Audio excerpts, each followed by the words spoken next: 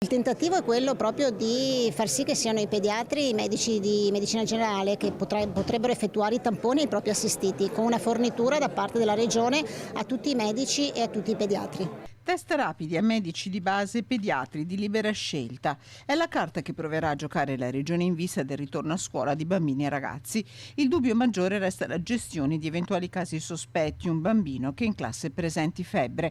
L'obiettivo dichiarato è quello di far tornare tutti a scuola dopo più di 6 mesi di chiusura.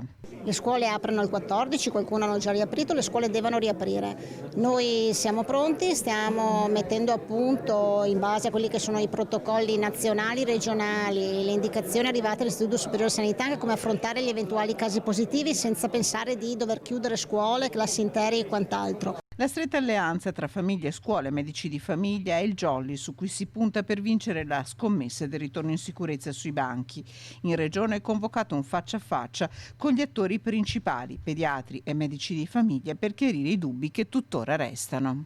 Oggi facciamo un incontro con i medici di famiglia e i pediatri proprio per creare una collaborazione attiva, per intercettare e poi per cercare con noi di ricostruire un po' la filiera epidemiologica, ma soprattutto con i tamponi rapidi dare una risposta molto veloce.